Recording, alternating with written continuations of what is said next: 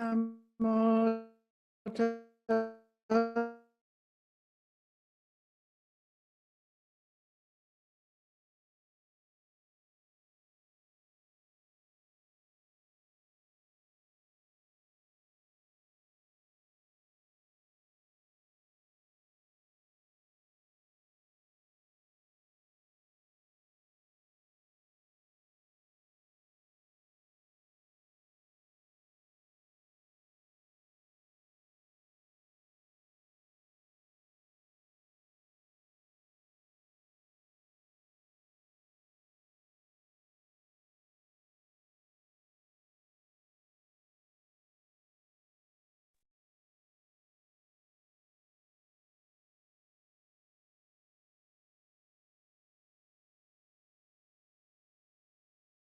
Start again.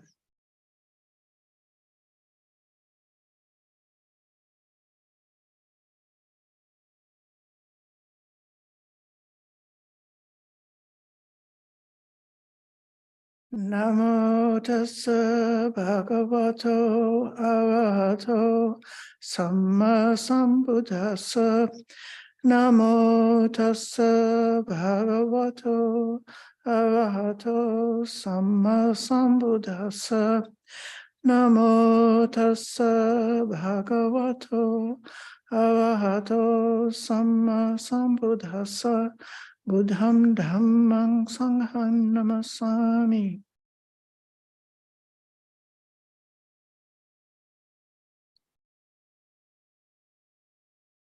Dear friends, in honor of the Vesak season, where we celebrate the Buddha's birth, his enlightenment, his sambodhi, and his final extinguishment, today we're going to be, in a little while, considering the Buddha's last words.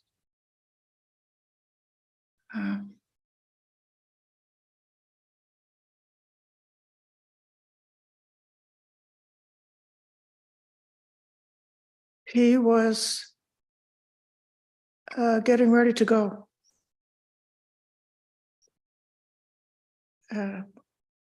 providing the final instructions for his disciples.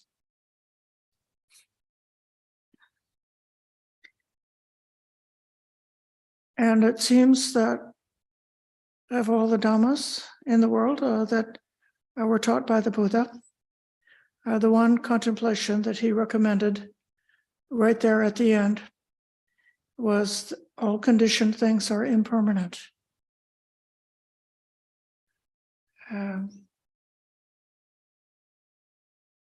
So perhaps for our meditation, we can come to this contemplation of impermanence. So I welcome you to be ready to practice meditation for 40 minutes or so, coming to an upright and balanced posture.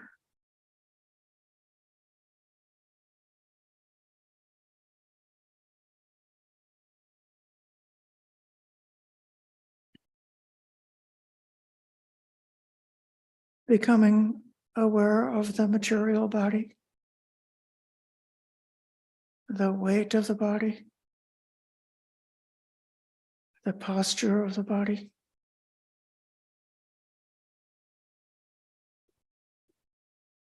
Making the body as balanced and comfortable as you can, with the idea of being almost perfectly still during the meditation and not moving. So finding a balance that you can hold on to for a while.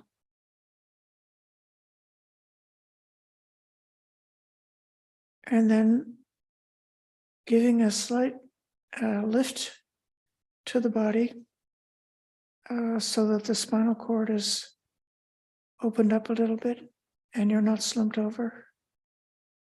And the breath is able to flow.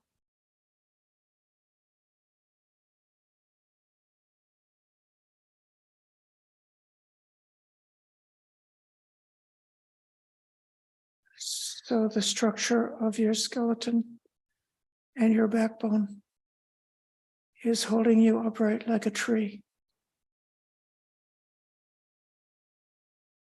And then the soft part of the body, the belly and the muscles in the arms are hanging like the leaves or the fruits hanging from a tree. So there's just enough uprightness to stay balanced and open, and then making everything else as relaxed as possible.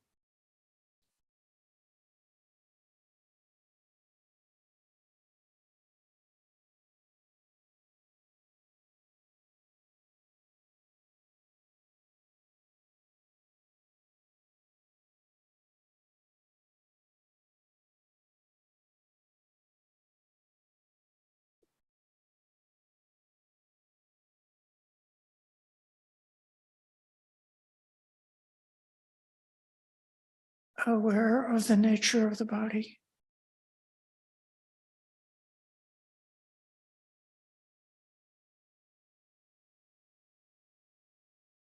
Seeing the body just exactly how it is.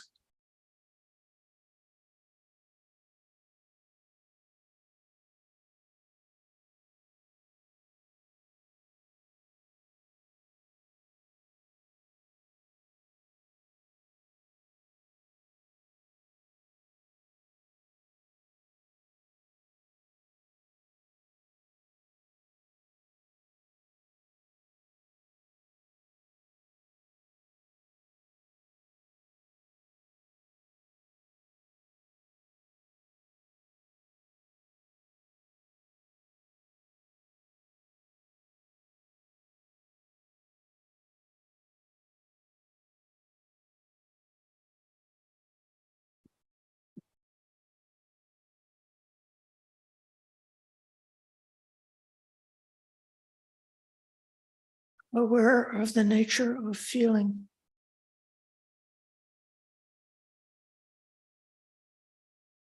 How pleasant feeling makes it easy to stay. And unpleasant feeling wants to move.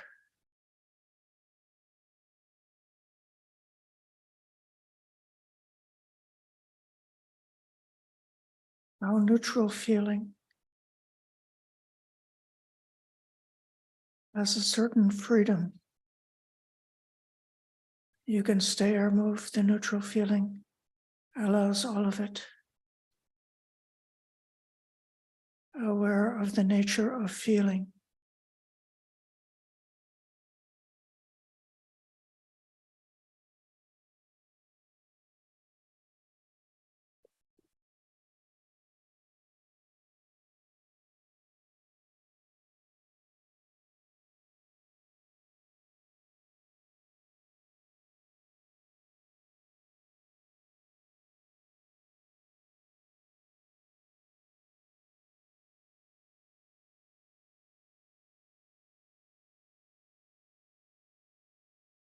Aware of the nature of mind.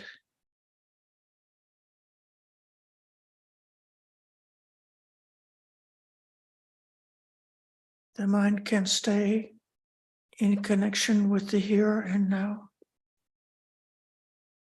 or the mind can wander away. The mind can focus on one little spot, or the mind can explore all over. The mind can be peaceful. The mind can be restless. The mind can be so many things. Aware of the nature of mind.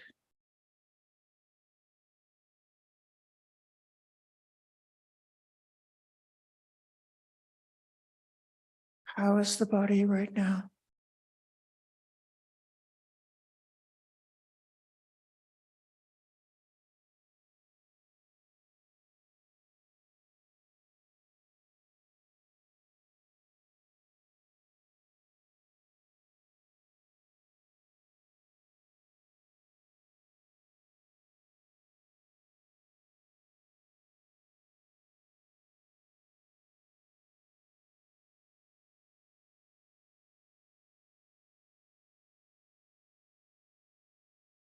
How does it feel right now?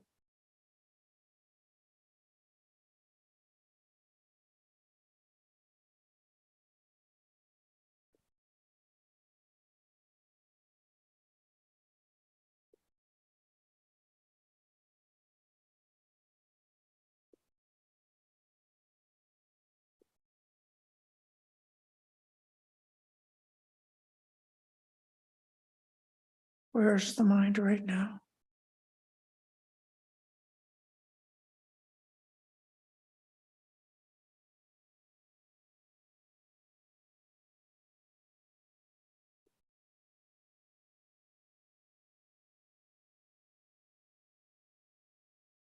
Aware of this one Dhamma.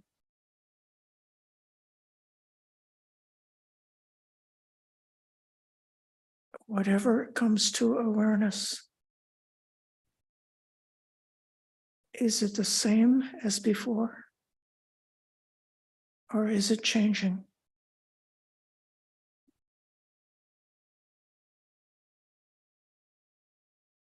What is the same? What is changing? What is stable? What is impermanent?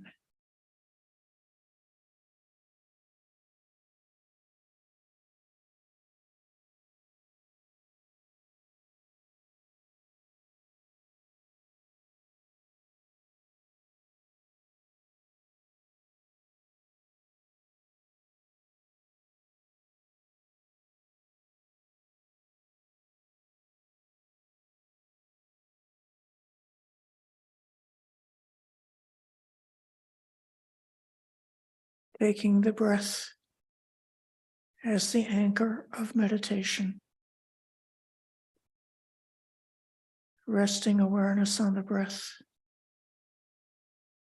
or returning again and again to breath.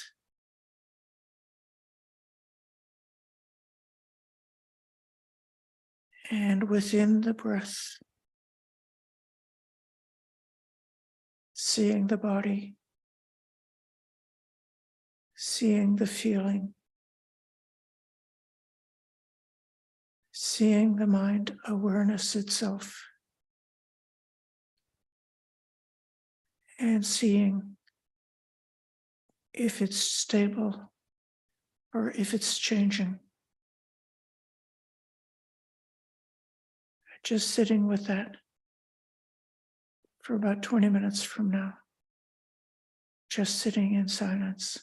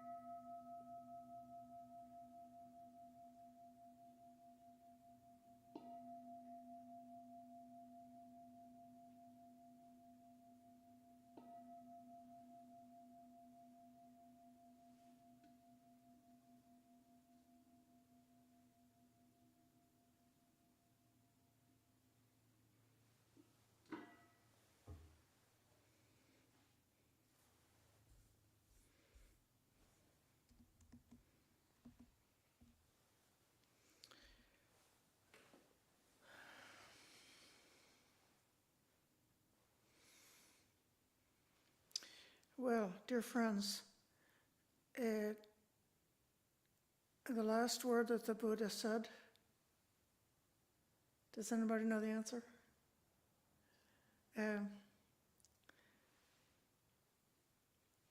He said, all conditioned things fall apart. All conditioned things have the nature of ceasing.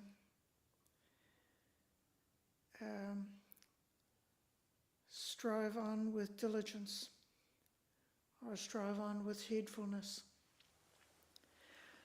But in Pali, the last word was to strive on. The Buddha, the last few months of the Buddha's life is described in the Mahaparinibbana Sutta.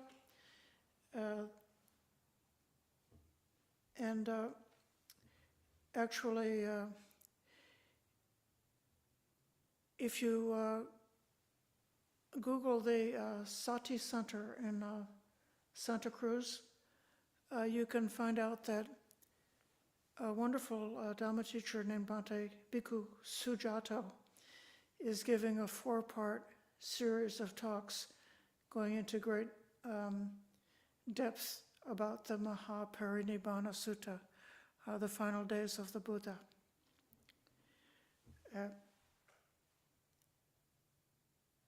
It's actually his talk is happening right now, coinciding with my talk, but I get to watch his talk later on by clicking on the Sati Center.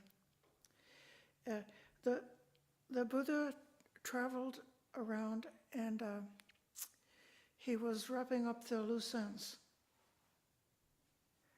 That sutta is filled with so many wonderful details.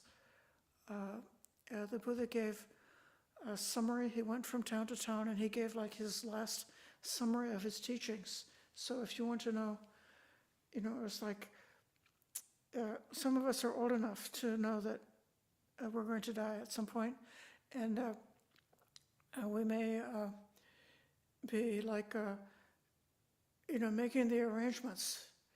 If there's any unfinished business with any of our loved ones or family members, we will take care of those things and make sure that all of our relationships are on a good level. And if there are financial things in our life that are a mess, we will try to get those arranged and organized.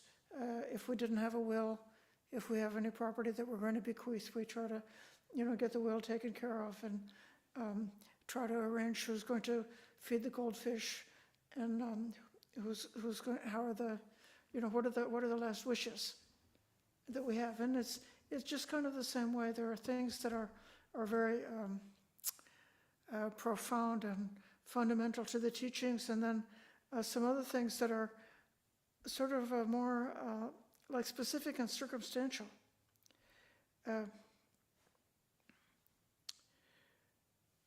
One thing that happened, not the very last thing, but close to the end, the Buddha was speaking to his personal attendant, Venerable Ananda, and he said, "Now, Ananda, some of you might think the teacher's dispensation has passed. Now we have no teacher. But you should not see it like this. The teaching and training that I have taught and pointed out for you shall be your teacher after my passing."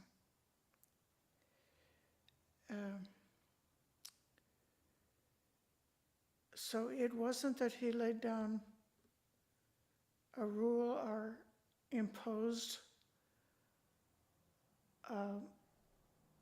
rules and regulations on the community, or laid something down that had to be followed, like he's laid down a catechism that must be followed.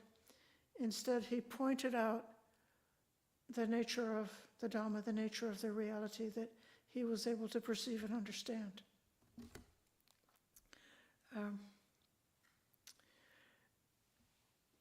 And then he said,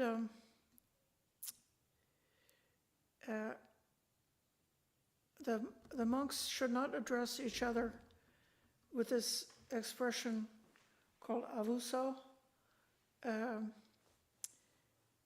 which means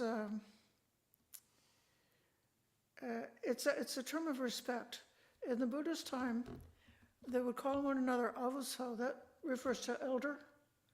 So like, we used to have a gardener here who worked for us, and he always called me mother. And it was so, sweet and so actually, tender and really respectful and appreciative to me. So I never felt badly that young man was calling me mother. He was meaning it as a term of veneration. So the same thing, this avuso is like calling somebody father or mother. During the Buddha's lifetime, they called the Buddha Bhante, and they called each other avuso. And Bhante means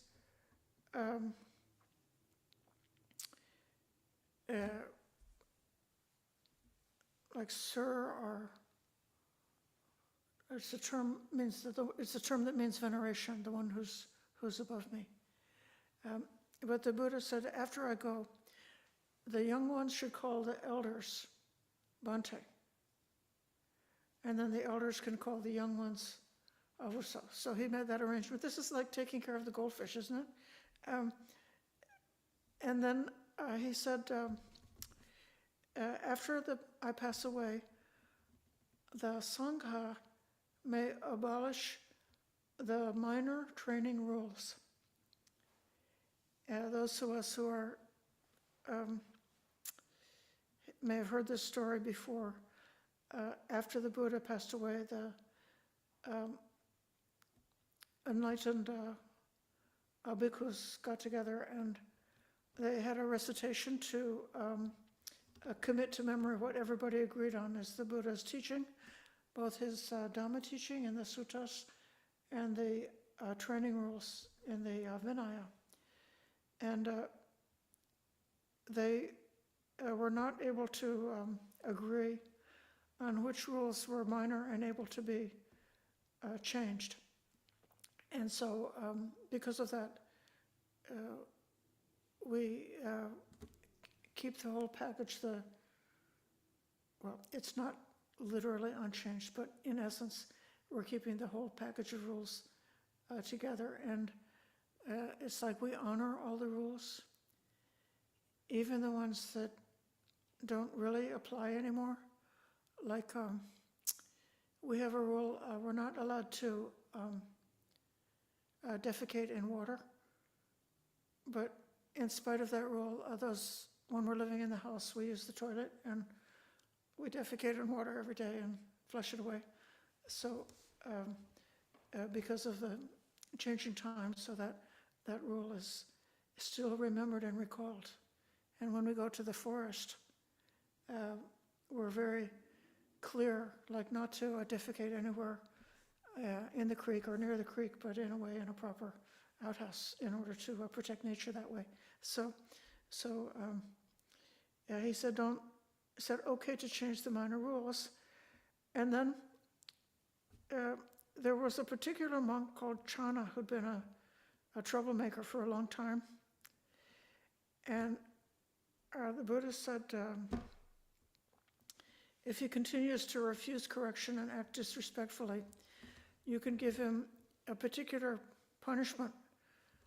It's called Brahma Danda, which means like the god's stick. This has been mistranslated as being the silent treatment, like don't speak to them. But actually what it means is not to teach him. So somebody who's disrespectful and disobedient persistently, the monastics formally get together. It's like a court of law, and they could decide that this monk would not be receiving instruction.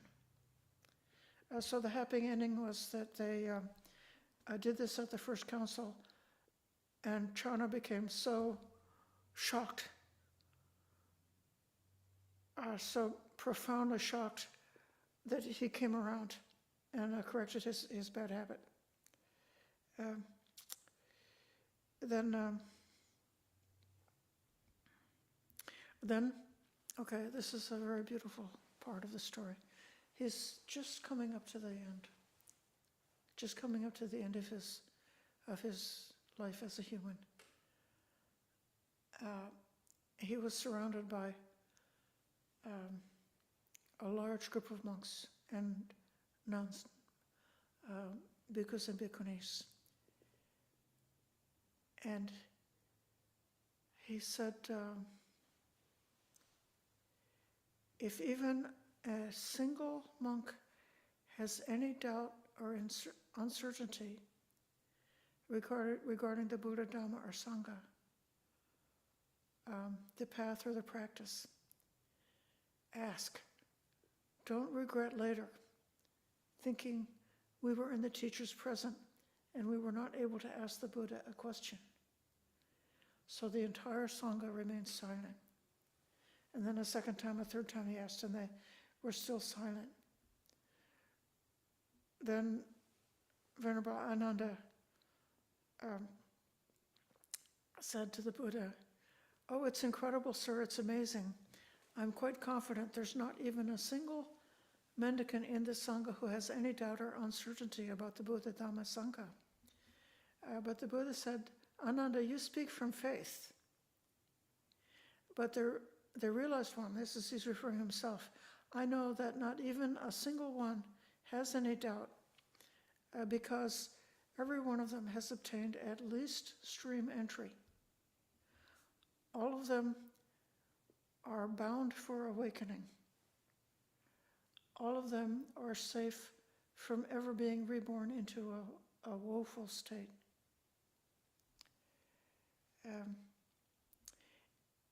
But those who have the stream entry, who are not yet fully enlightened, they still have some work to do. And this teaching, I think, was given especially for those of the Buddha's disciples who still had some work left to do after his passing away.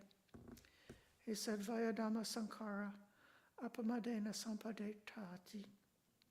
So things fall apart. Persist with diligence.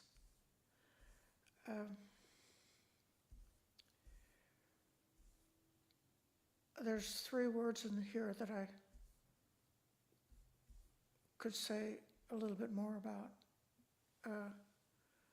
One is about anicca.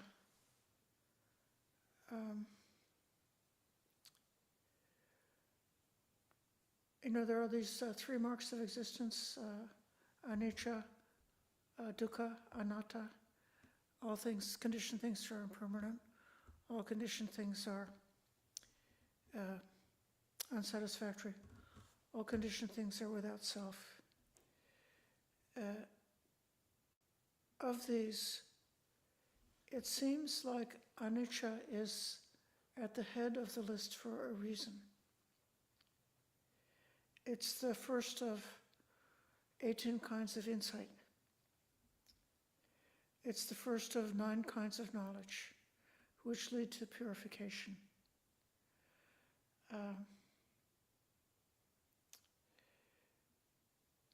It's said there's 3 kinds of liberation, or 3 ways to liberation, depending on which one of these teachings you're able to pick up.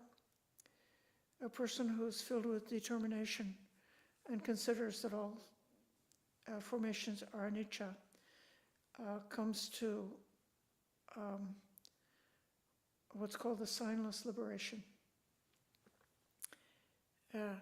One who's filled with tranquility and they know that all formations are painful, are dukkha,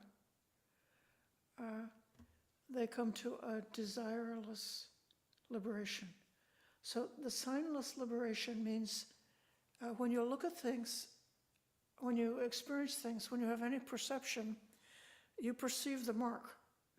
Like that's a man, that's a woman, that's red, that's blue, that's a chair, that's a table.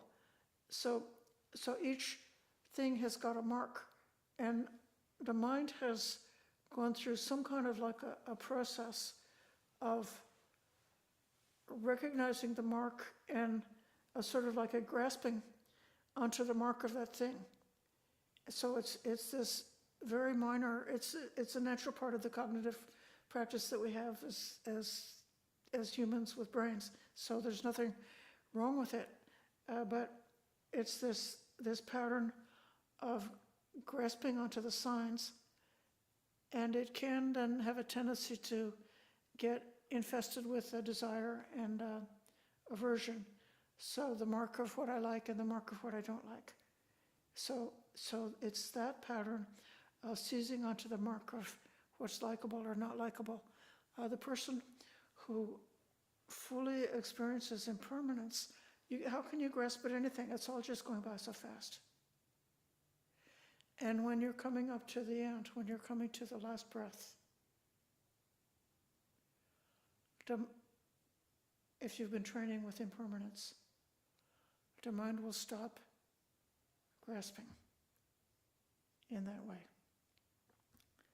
And you'll allow this rising and ceasing, you allow it to cease and not rise again because of not grasping. So that's with the person who's doing that contemplation of impermanence. Just to complete the picture, to put it into context, if you've been studying with dukkha as being like your main theme, what you were able to pick up, what you were able to develop insight about, then you don't grasp on anything because you don't want it. It's dukkha. You see the dukkha, you don't want it, you don't grasp it. So they get to this desireless liberation.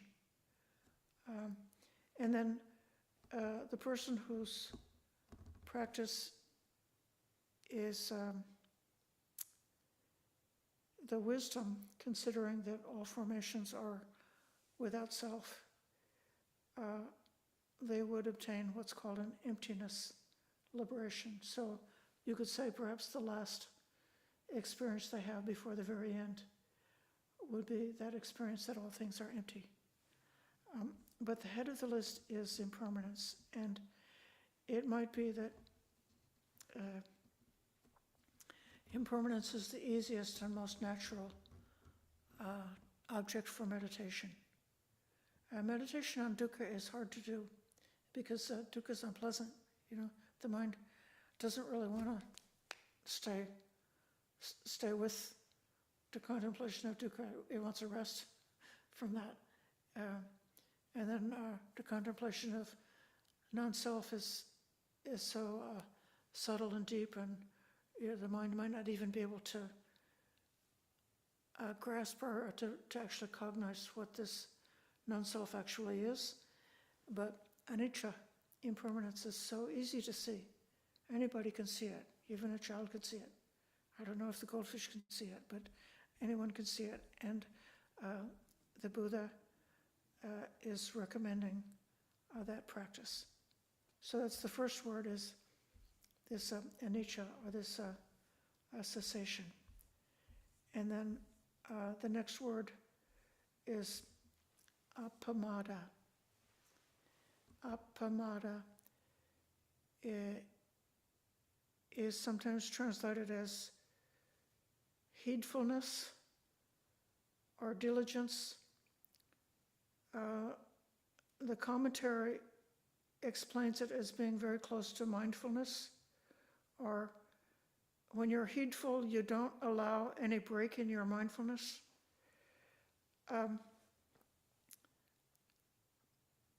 Mad, the root mad, means mad.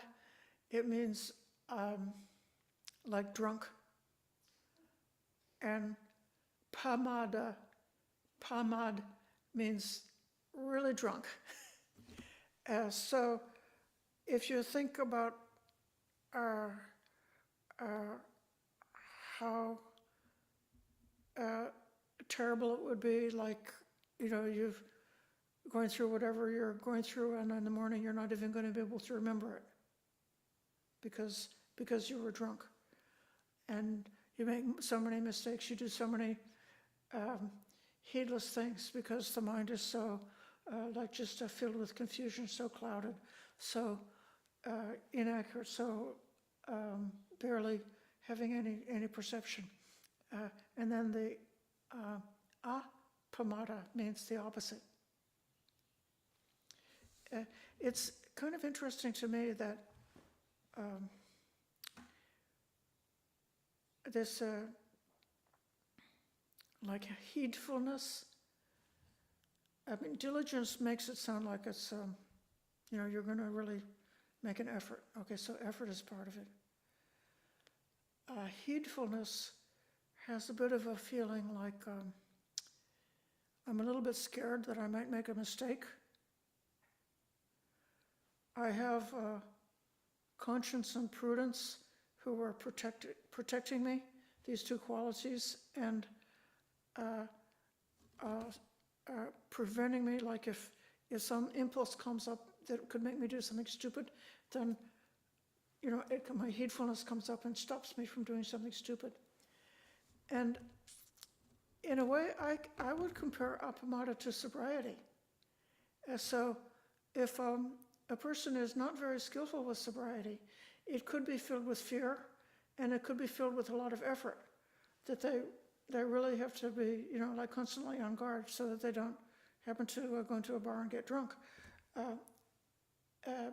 But after some time, some practice and becoming skillful with sobriety, then sobriety is just a very pleasant, delightful, lovely lifestyle. It's a lifestyle of having a clear mind and enjoying having a clear mind and having that stability. So you don't need to be like scared or nervous that you're gonna slip, because you sort of like reached somewhat of a safety zone.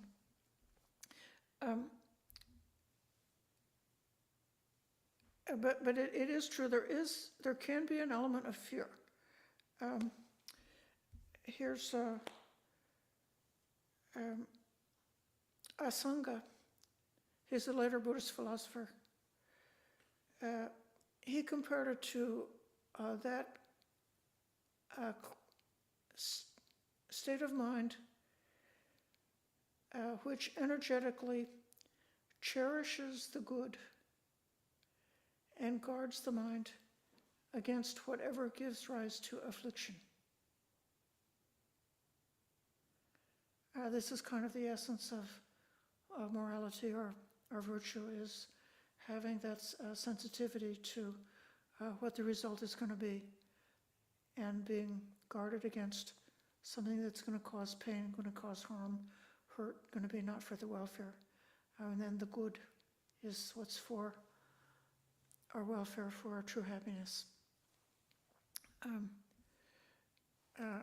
Another later Buddhist thinker, the poet Shantideva,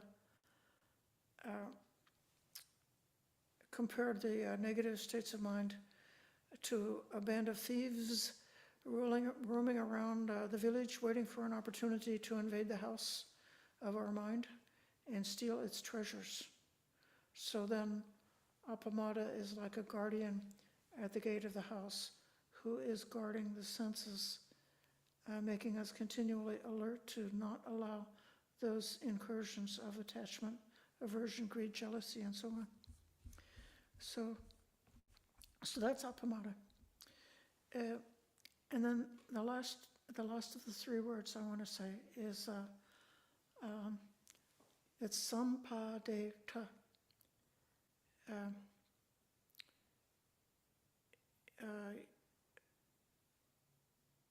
In the dictionary, it's you should try to accomplish your aim. You should make an effort, you should try.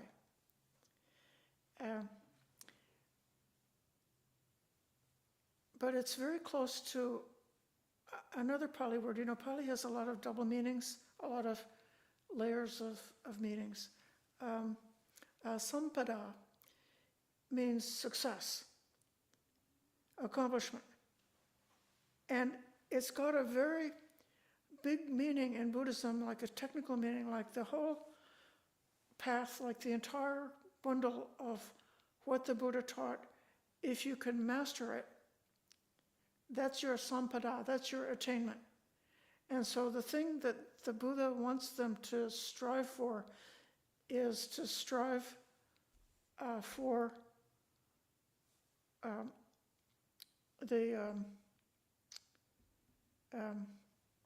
to become, like, here's what the Buddha was. He was Vidya Charana Sampanno. He was accomplished in wisdom and accomplished in behavior.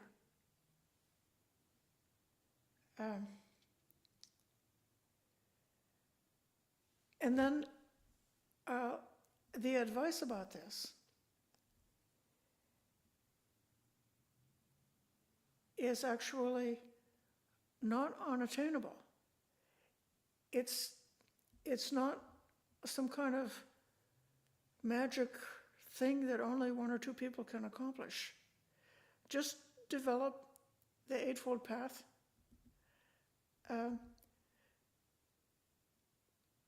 Just practice on a day-to-day basis.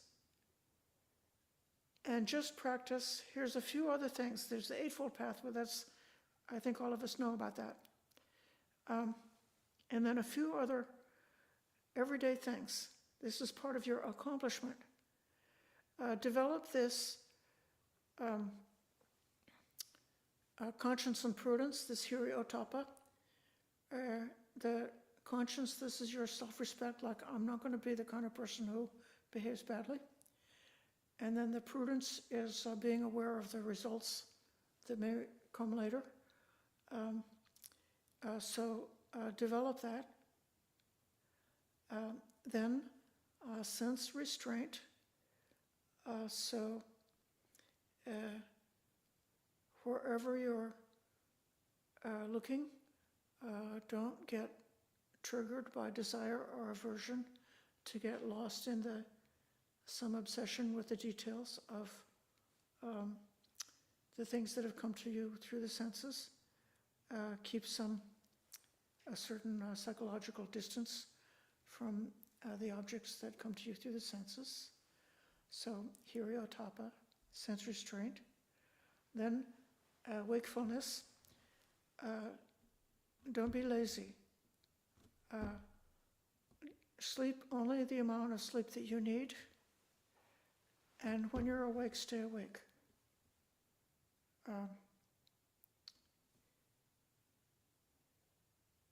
If you don't need to take a nap during the day, don't take a nap.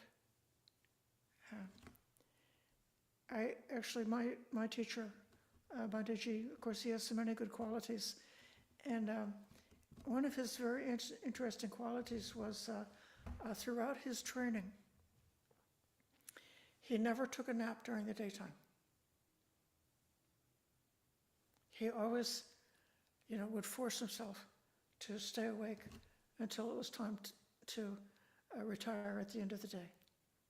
And it was sort of like an intentional aspect of training.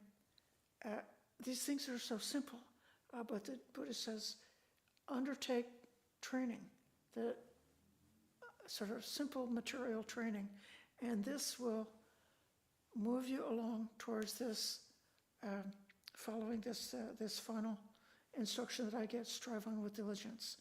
And then the last one of this is to be accomplished in your behavior, is to know the measure in eating, be moderate in eating, be aware of your motivation. Just eat the amount of food that's necessary for the health of the body. And when you eat the food, be aware of using the food like medicine. Even like chewing the food adequately and eating a bit more slowly is to facilitate the best possible digestion of the food, so that the food is able to be used to give you strength and energy to go on. So that's the charana. And then to be accomplished in wisdom is to have three kinds of knowledge. The Buddha had three kinds of knowledge. The knowledge of his past lives, the knowledge of how beings were arising and passing away and being reborn according to their karma. So those two are just having the knowledge about cause and effect, especially with relationship to morality. And then the last one is the knowledge of the destruction of the taints. And we just a few days ago had a 3-day retreat about the destruction of the taints. So this is the instructions that the Blessed One gave at the very end. Strive on with diligence. Remember that all things are impermanent. You may even think, this could be my last breath. The end is quite close. And consider if we could be willing to put down this life and not to pick it up again. You know, the Buddha made that determination 3 months before the end of his life. He had a conversation with Mara, the evil one, who came to him and said, well, you wanted to have skillful, knowledgeable disciples, bhikkhus, bhikkhunis, male and female lay disciples who were accomplished, realized, and who were able to remember and explain your teachings. So you've done all these things, so why don't you just give it up and go ahead to your nibbana? And the Buddha said, don't worry, Mara, I've already made this determination. It's only going to be another 3 months before the end. And so then that's when he went around and he gave his last teachings. So if you think your end is coming, what are the things that you want to take care of before the end? And use these few days that you have left in this lifetime to take care of the things that are the most important, the most significant to take care of. And among all of those things, strive with diligence, with energy, with effort, to become accomplished in the Dhamma. Okay, I'm going to stop talking and invite your comments and questions.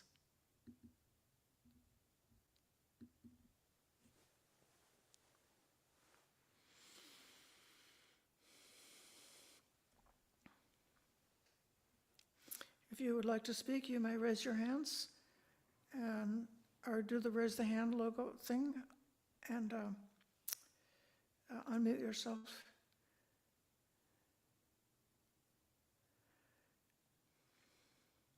And those who are in the room may also ask a question if you'd like to do so.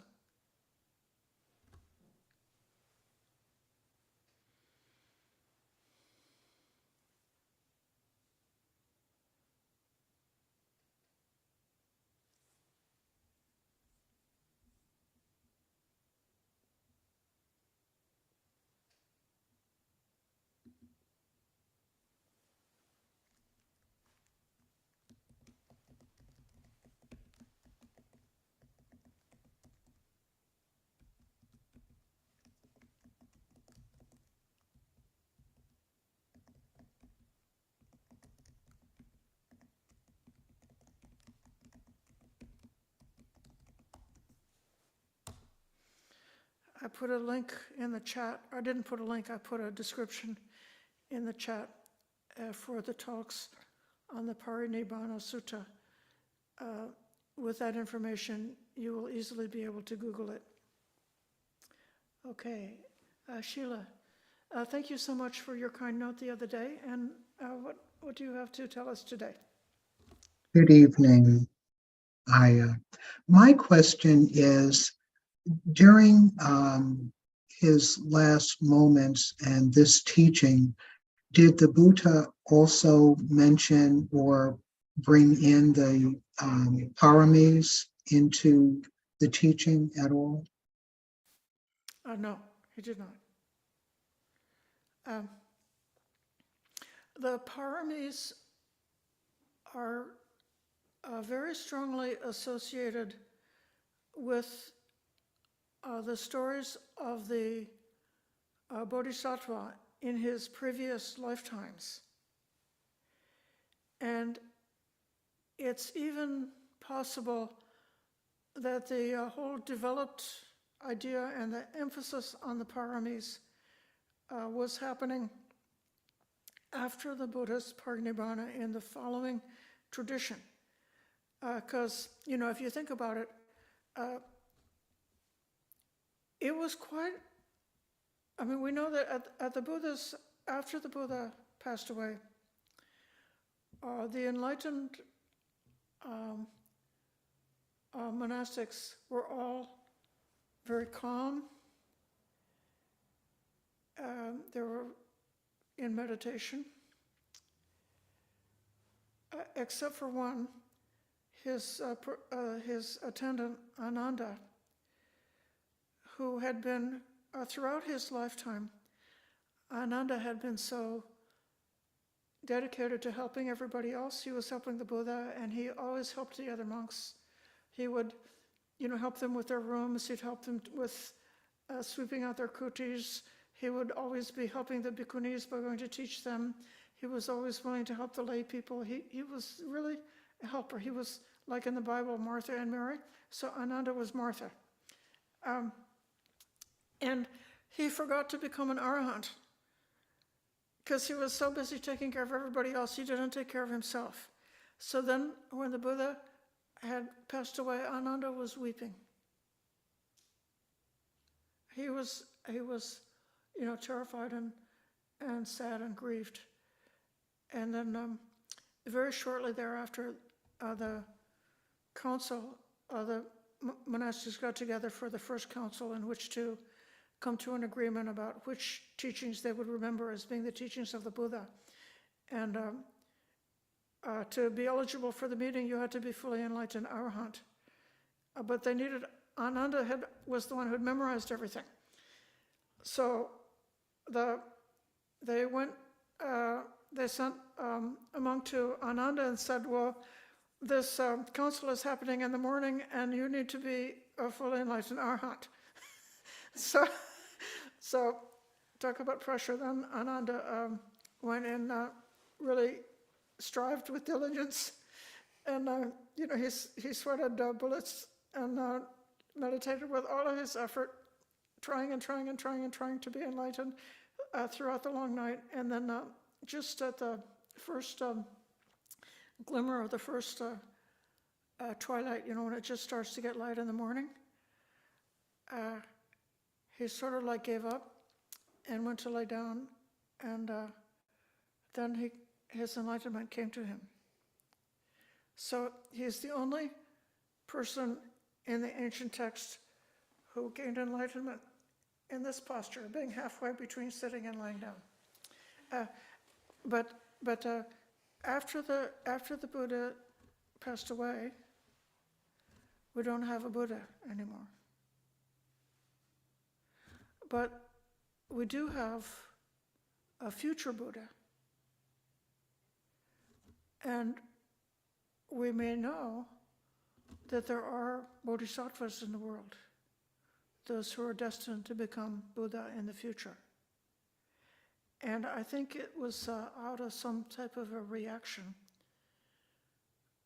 to the absence of the Buddha that people, especially as the Mahayana developed and also in the Theravada, that they developed a lot of devotion to the practice of the paramis, which they associated with the path of the bodhisattva.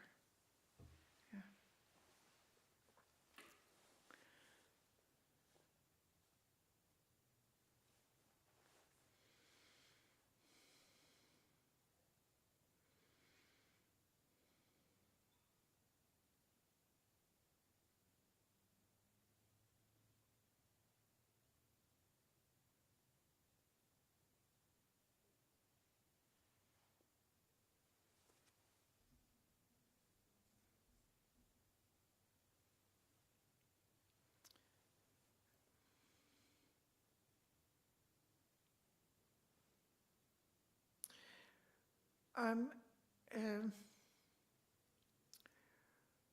The meditation instruction that I gave before was extremely compressed. I gave you the entire Satipatthana Sutta in a few words. But I don't know whether any of you were able to actually pick up this idea about the body, the feelings, and the mind. And that even if your subject is the breath, within the breath, you can be aware of the body. Within the breath, you can be aware of feelings. And within the breath, you can be aware of mind, because the mind is what's aware of the breath. And so you don't have to go away from the breath in order to have the awareness of those parts of our experience. And it could be that, like seeing how unstable everything is, how changeable it is.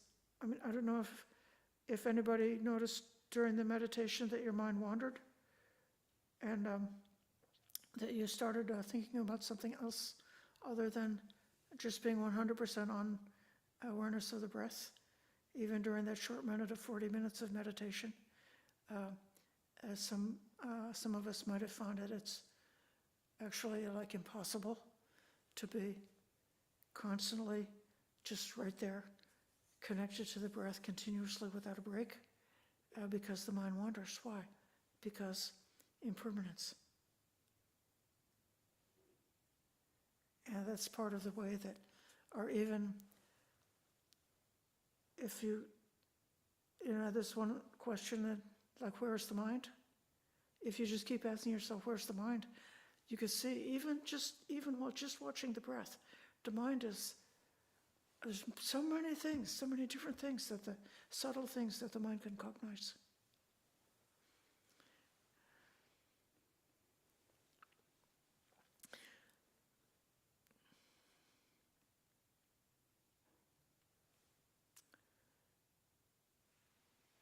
So we're all very quiet tonight.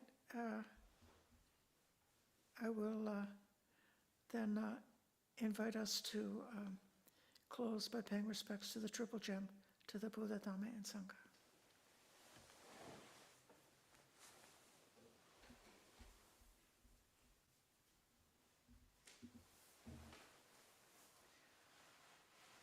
The Lord, the perfectly enlightened and blessed one, I render homage to the Buddha, the Blessed One.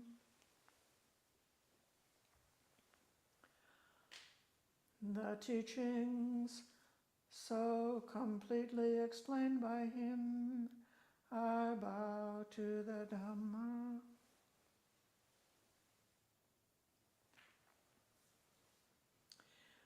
The Blessed One's disciples who have practiced well, I bow to the Sangha.